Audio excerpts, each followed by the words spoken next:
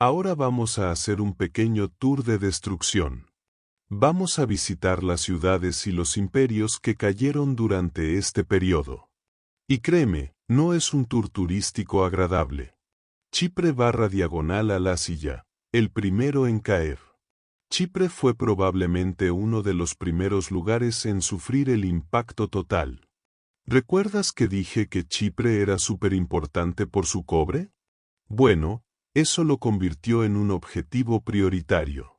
Todo el mundo quería ese cobre. Los hititas lo necesitaban. Los micénicos lo querían. Y los pueblos del mar lo tomaron. Las excavaciones arqueológicas en Chipre muestran destrucción masiva en este periodo. Ciudades como Enkomi y Kition fueron arrasadas. Los arqueólogos han encontrado tesoros enterrados que nunca fueron recuperados. Herreros que escondieron sus herramientas y metales preciosos y nunca regresaron a buscarlos. ¿Por qué no regresaron? Probablemente porque murieron o fueron esclavizados. Es un detalle escalofriante. Ugarit, la joya que se apagó. Ugarit era, como ya mencioné, una ciudad cosmopolita increíble. Un puerto comercial vital. Un centro cultural. Tenían su propio alfabeto, uno de los primeros sistemas de escritura alfabética del mundo. Era un lugar próspero, sofisticado, importante. Y fue destruida completamente alrededor del 1185 AC. La destrucción fue tan total que la ciudad nunca fue reconstruida. Nunca. Quedó abandonada para siempre. Eso te dice lo devastador que fue el ataque. Los arqueólogos han encontrado las últimas cartas desesperadas del rey de Ugarit. Una de ellas dice algo como, «Padre mío, ahora los barcos del enemigo han venido. Han quemado mis ciudades con fuego y han hecho cosas malvadas en mi país». Otra carta muestra que el rey pidió ayuda urgente al rey de Chipre. Pero Chipre tampoco podía ayudar porque también estaba siendo atacado. Es trágico. Puedes sentir la desesperación en esas palabras escritas hace más de 3000 años. Y lo que es peor, Ugarit era un nodo clave en la red comercial.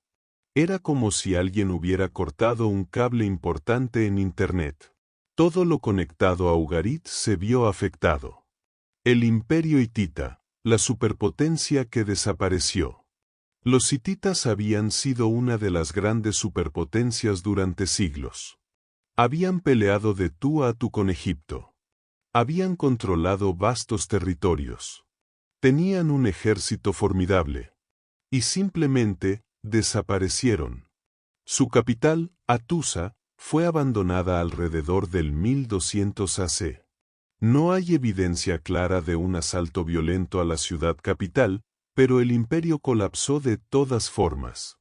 Probablemente fue una combinación de factores: pérdida de territorios periféricos, interrupción del comercio, conflictos internos, hambrunas. El imperio se fracturó en pequeños reinos neo-hititas que sobrevivieron en Siria durante algunos siglos más, pero el gran imperio se acabó. Y aquí hay algo casi poético en la ironía. Los hititas, que habían iniciado todo este lío con su búsqueda desesperada de bronce, terminaron siendo devorados por el caos que ellos mismos ayudaron a crear. Como dijo Córdoba de la Cruz, crearon al monstruo que ahora los devoraría. Grecia micénica, la Edad Oscura comienza. La civilización micénica, que había producido los palacios de Micenas, Pilos, Tirinto y tantas otras maravillas, colapsó de forma espectacular. Entre 1250 y 1100 a.C., prácticamente todos los grandes palacios micénicos fueron destruidos. Algunos por fuego. Otros simplemente abandonados. Y aquí viene una teoría interesante que algunos historiadores proponen: ¿y si los micénicos no fueron solo víctimas, sino también perpetradores? Piénsalo así: la guerra de Troya, si es que realmente ocurrió algo parecido, habría desestabilizado toda la región. La destrucción de Troya causó una diáspora de sus aliados, que buscaron venganza o refugio. Los mismos micénicos, enfrentando sequías y hambrunas, pudieron haber tenido revueltas internas.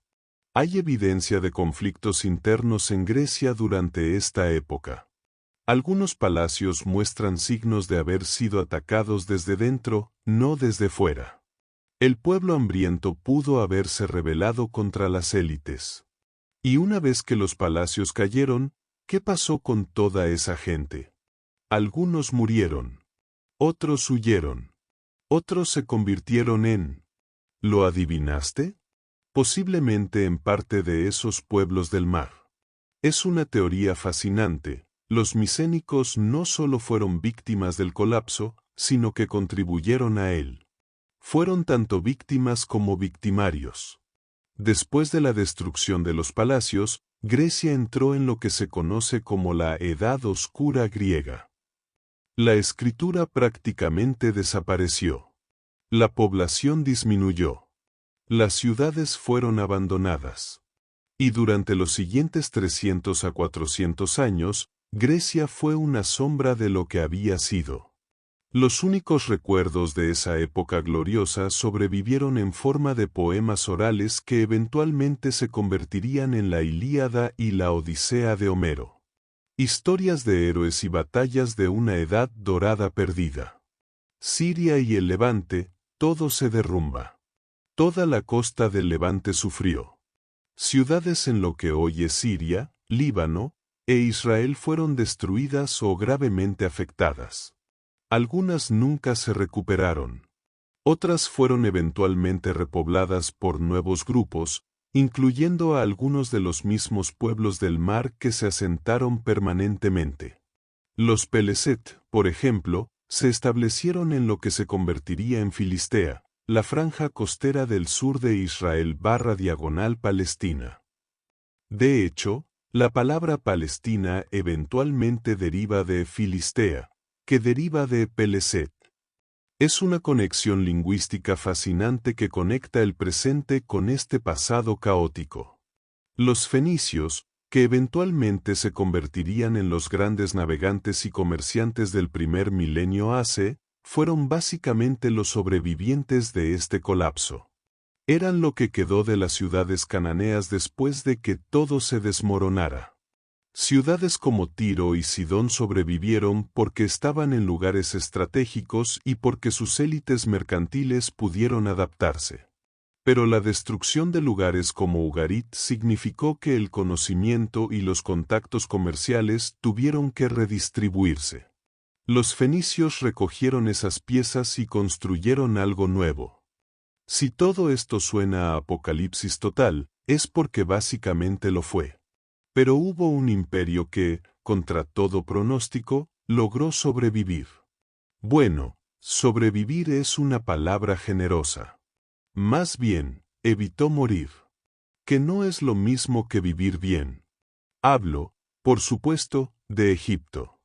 Meremta, el primer aviso. El faraón Meremta, hijo del famoso Ramsés II, enfrentó el primer ataque importante de los pueblos del mar alrededor del 1208 AC. Según su famosa estela, la estela de Meremta, el ataque vino de una coalición de libios y gentes del mar. Los nombres que menciona incluyen a los Ekbes, Sekeles, Luca, Sardana y Teres. Meremta los enfrentó en batalla, según sus propios registros, ganó de forma aplastante. Miles de enemigos muertos, muchos capturados. Victoria total. Al menos según él. Y bueno, los faraones no eran exactamente conocidos por su modestia en las inscripciones. Pero lo importante es que Egipto aguantó. El Nilo no se tiñó de sangre egipcia, todavía. Ramsés III, la batalla final.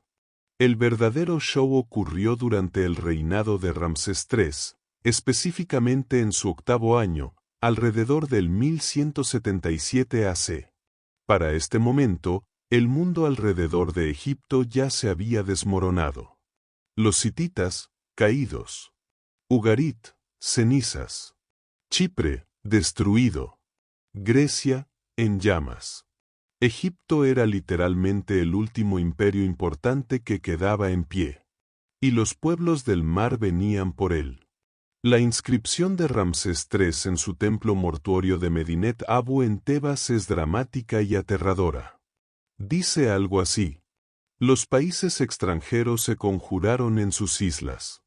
Fueron desalojados y dispersados en batalla todos los países a la vez, y ningún país podía resistir ante sus armas, empezando por Ati, Carquemis, Arsaba y Alasilla. Establecieron un campamento en un lugar en Amurru. Destruyeron su gente y su tierra fue como si nunca hubiera existido. Venían, la llama preparada delante de ellos, hacia Egipto. La llama preparada delante de ellos. Eso es poesía apocalíptica, amigos. Los relieves en Medinet Abu muestran escenas increíbles, batallas navales en el delta del Nilo, soldados egipcios enfrentando a invasores con tocados con plumas, carros llenos de familias y pertenencias. La estrategia de Ramsés III. Ramsés III no era tonto. Sabía lo que había pasado con todos los demás imperios. Así que se preparó meticulosamente. Primero, fortificó el delta del Nilo. Era la entrada natural a Egipto desde el Mediterráneo, así que era allí donde tenía que detenerlos. Segundo, organizó tanto fuerzas terrestres como navales. Esto es importante. Habría sido la primera batalla naval importante documentada en la historia del Mediterráneo. Tercero, preparó emboscadas y posiciones defensivas. No iba a dejar que los invasores desembarcaran tranquilamente. Y cuando los pueblos del mar llegaron, Ramsés los estaba esperando. La batalla fue brutal. Los relieves muestran barcos egipcios embistiendo a los barcos de los invasores. Arqueros egipcios disparando flechas en masa. Soldados cayendo al agua. Sangre tiñendo el Nilo de rojo, al menos según la inscripción. Al final, Ramsés III proclamó una victoria total. Miles de enemigos muertos. Muchos más capturados como esclavos. Los supervivientes dispersados. Y lo más importante, Egipto sobrevivió. El último imperio en pie, seguía en pie. El precio de la victoria. Pero aquí está la cosa, Egipto sobrevivió, pero quedó destrozado.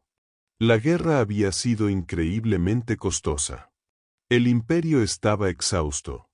La economía, que dependía del comercio con regiones que ya no existían o estaban en caos, se resintió enormemente.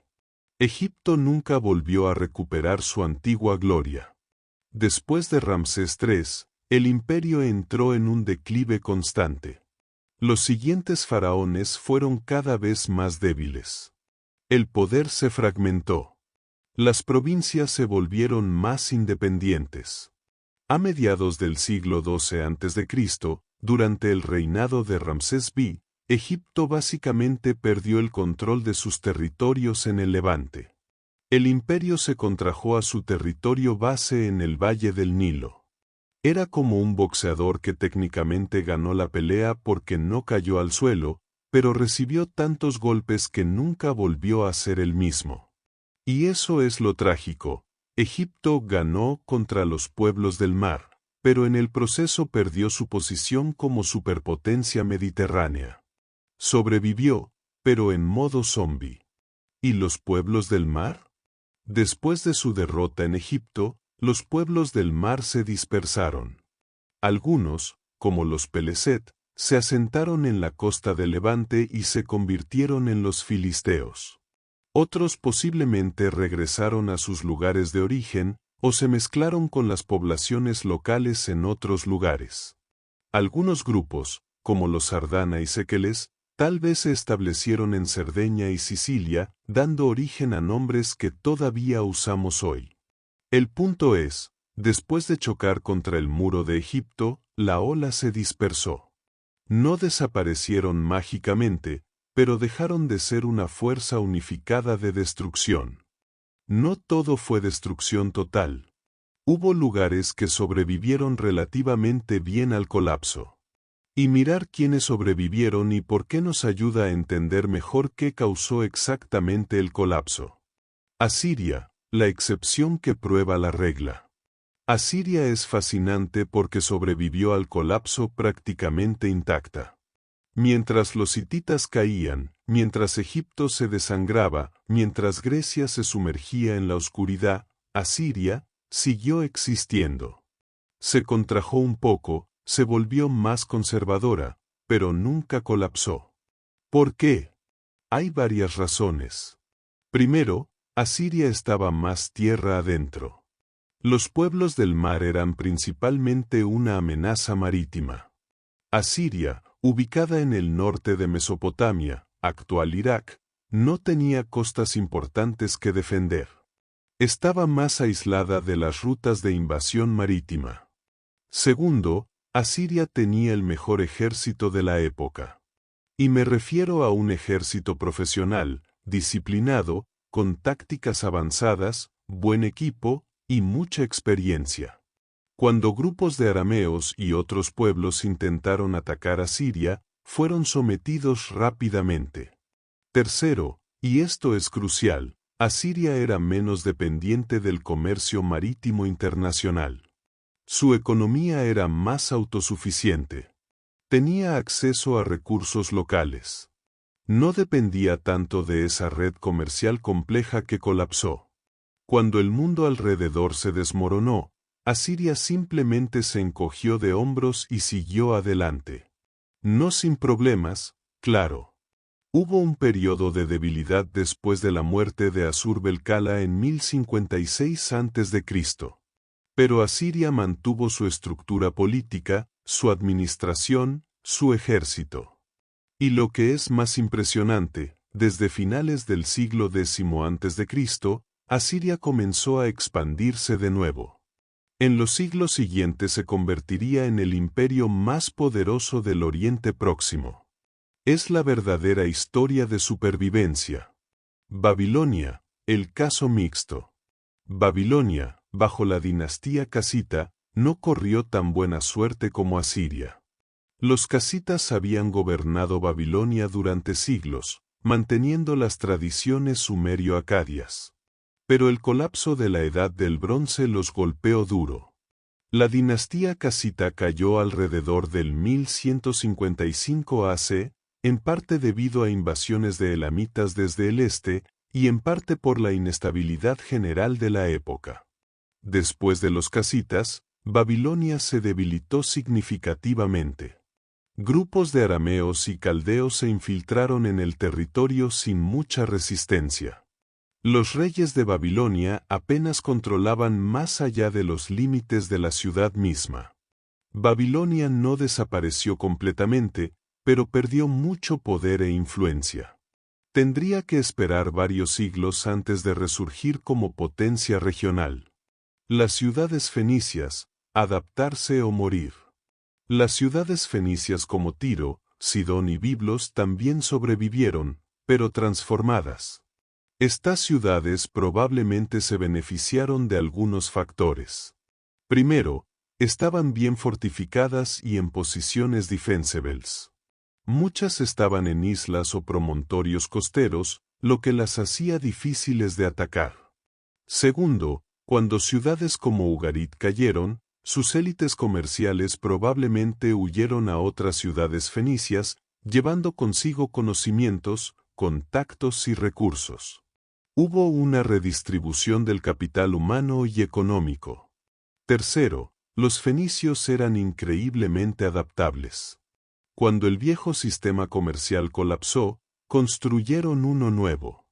Se convirtieron en los grandes navegantes y comerciantes del primer milenio AC, fundando colonias por todo el Mediterráneo. Es irónico, el colapso que destruyó a tantos creó oportunidades para los fenicios. Es como cuando una empresa gigante quiebra y startups más pequeñas ocupan su lugar. Chipre, destrucción y renacimiento. Chipre fue devastado durante el colapso. Ciudades destruidas, tesoros enterrados y nunca recuperados, población diezmada. Pero Chipre tenía algo que otros lugares no, cobre. Mucho cobre.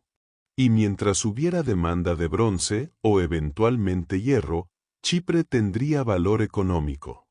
Durante la Edad Oscura, Chipre fue repoblado lentamente por colonos fenicios y griegos. Para la Edad del Hierro, la isla se había recuperado, aunque con una población y cultura muy diferentes a las de la Edad del Bronce. ¿Qué nos dicen los supervivientes? Los lugares que sobrevivieron comparten ciertas características. Menor dependencia del comercio marítimo internacional. Los que dependían menos de esa red compleja fueron menos vulnerables cuando colapsó. Ubicación geográfica favorable. Estar lejos de las rutas principales de invasión ayudó. O estar muy bien fortificado. Diversificación económica. No poner todos los huevos en una canasta. Asiria tenía agricultura, comercio terrestre, industria local, capacidad militar sólida. Un buen ejército profesional hacía la diferencia, flexibilidad y adaptabilidad. Los que pudieron cambiar su modelo económico y social tuvieron mejores chances de sobrevivir. Los que colapsaron tendían a ser lo opuesto, altamente centralizados, especializados, dependientes del comercio, con economías palatinas rígidas. Bien, ahora llega la parte donde hablamos de la pregunta del millón. ¿Qué causó realmente el colapso? Porque hasta ahora hemos hablado de síntomas, ciudades destruidas, imperios cayendo, gente migrando. Pero, ¿cuál fue la causa raíz? Los historiadores han propuesto múltiples teorías. Y como en la mejor tradición académica, nadie está completamente de acuerdo. Teoría 1. Todo fue culpa de los pueblos del mar. Esta es la teoría clásica, la que aparece en los libros de texto viejos. Los pueblos del mar llegaron, invadieron, conquistaron, destruyeron todo. Es una narrativa simple y dramática. Tiene villanos claros. Tiene acción. Tiene un principio, medio y fin. El problema es que probablemente es demasiado simple. Sí, los pueblos del mar atacaron y destruyeron ciudades. Eso es innegable. Pero atribuirles todo el colapso ignora muchos otros factores. Es como decir que el Titanic se hundió solo porque chocó con un iceberg, ignorando los problemas de diseño, la velocidad excesiva, la falta de botes salvavidas. Además, ya vimos que los pueblos del mar no eran una fuerza unificada con un plan maestro de conquista. Eran una mezcla de grupos con diferentes motivaciones. Algunos eran refugiados tanto como invasores. Teoría 2. El cambio climático lo inició todo. Esta teoría, que ha ganado mucha tracción en años recientes, pone al clima como el vilén principal. Las evidencias paleoclimáticas muestran que hubo una sequía prolongada en el Mediterráneo oriental durante este periodo. Décadas, posiblemente siglos, de lluvias insuficientes. La secuencia sería así.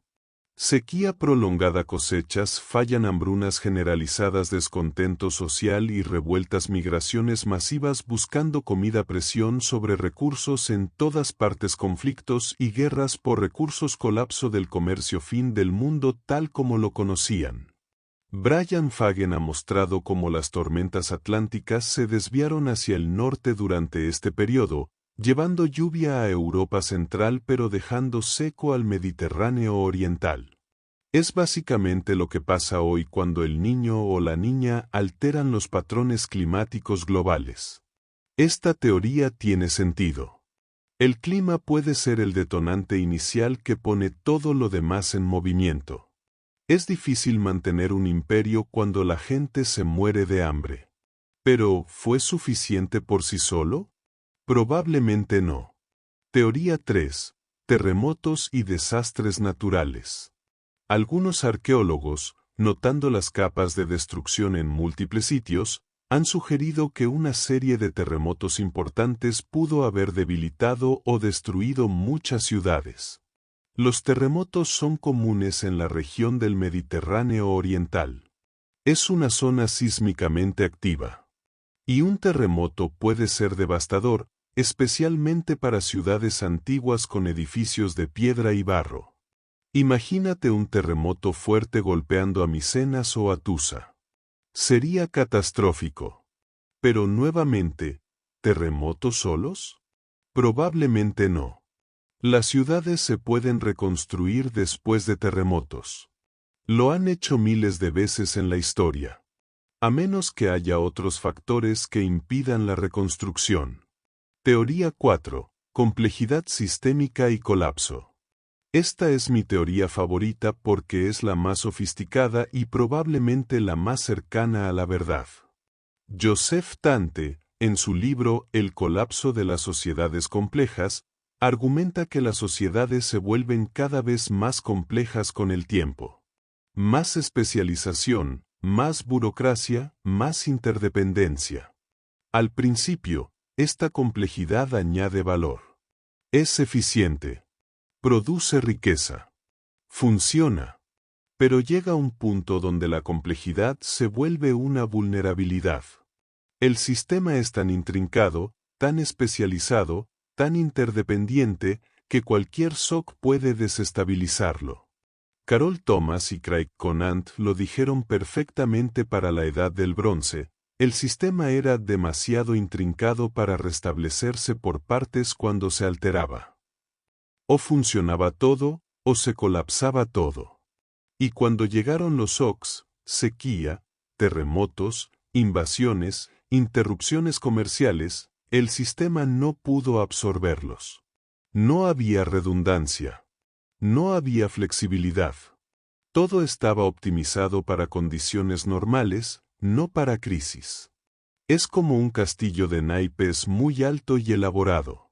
Es impresionante, pero un pequeño temblor y todo se viene abajo. Teoría 5. Revoluciones sociales internas. Aquí está una teoría que a veces se ignora pero que es fascinante. ¿Y si el pueblo se rebeló?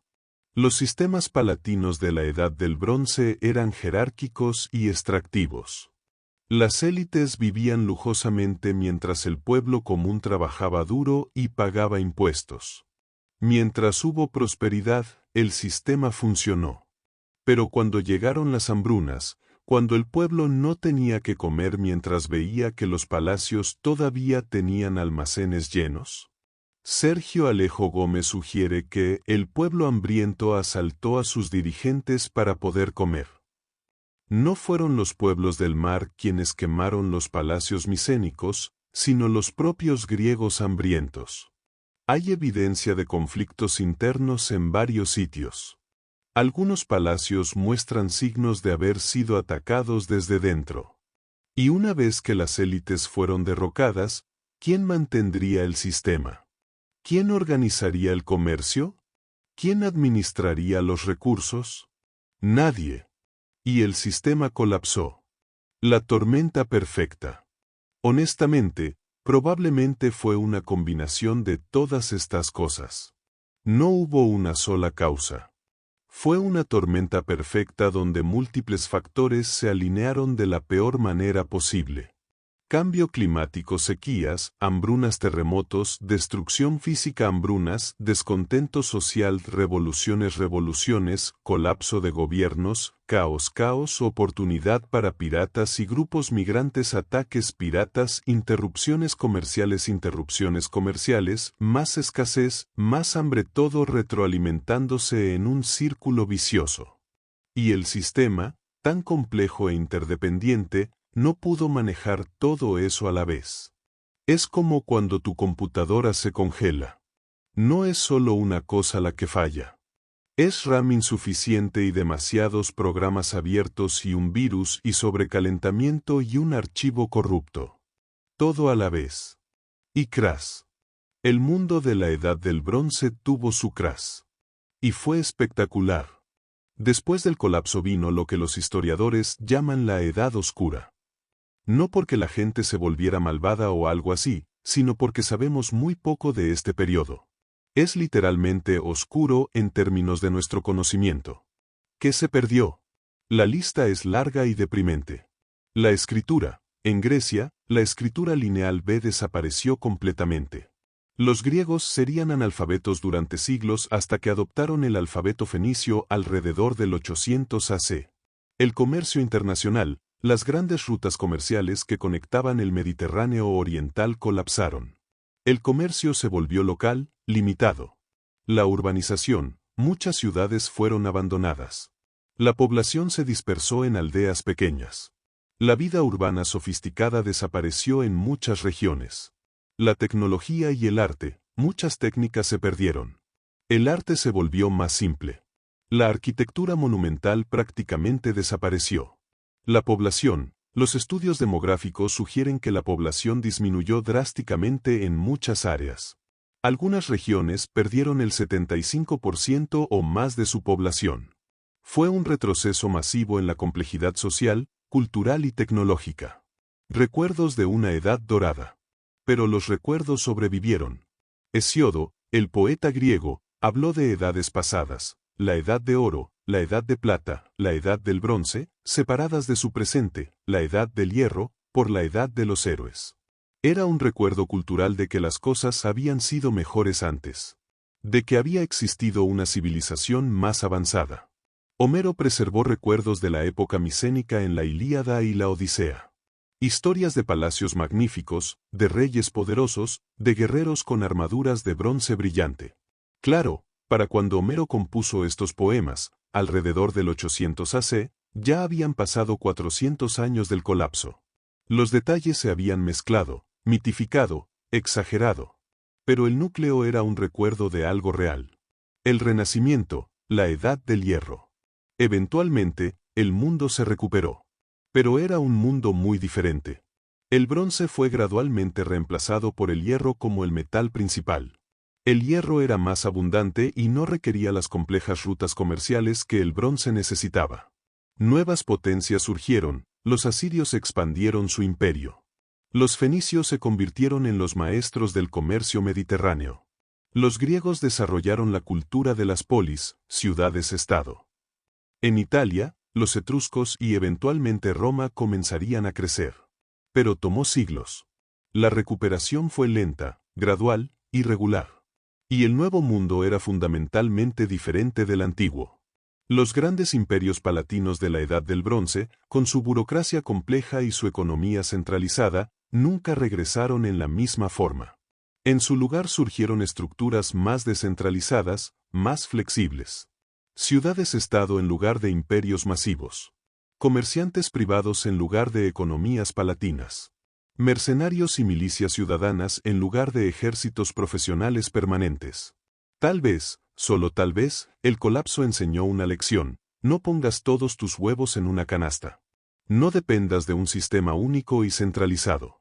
Mantén redundancia. Mantén flexibilidad. Entonces, ¿por qué nos debería importar algo que pasó hace más de 3000 años?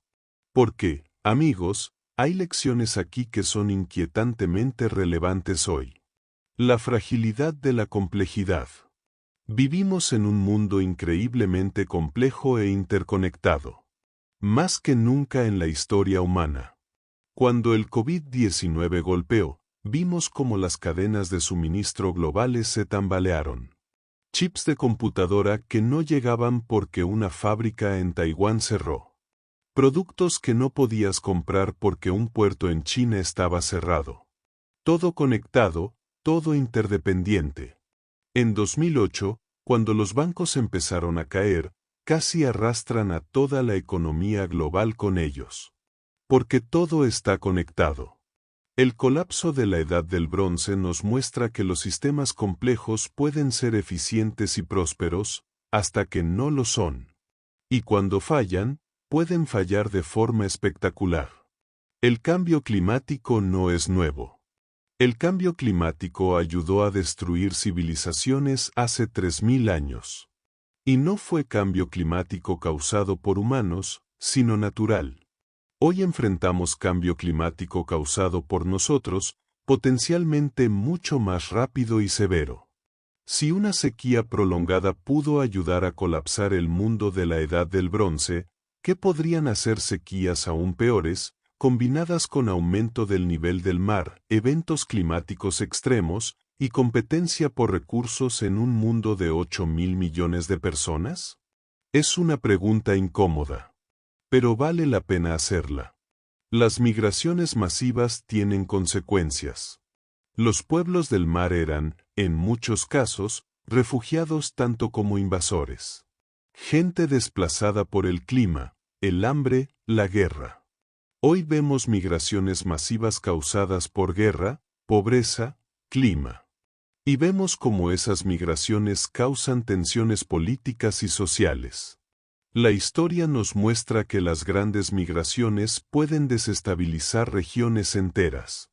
No es una cuestión de culpar a los migrantes, muchos no tenían opción, sino de reconocer que los movimientos masivos de población son síntomas de problemas más profundos y pueden amplificar esos problemas. La resiliencia importa.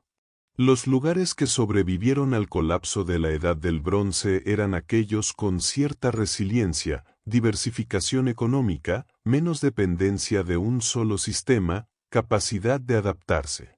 En nuestro mundo hiperconectado, la resiliencia a veces es vista como ineficiencia. ¿Para qué tener inventarios grandes cuando puedes hacer just-in-time delivery? ¿Para qué tener redundancia cuando puedes optimizar? Pero el colapso de la Edad del Bronce nos muestra que la optimización extrema crea fragilidad. A veces necesitas redundancia. A veces necesitas ineficiencia. Porque cuando llega la crisis, esa ineficiencia puede ser la diferencia entre sobrevivir y colapsar. El conocimiento se puede perder.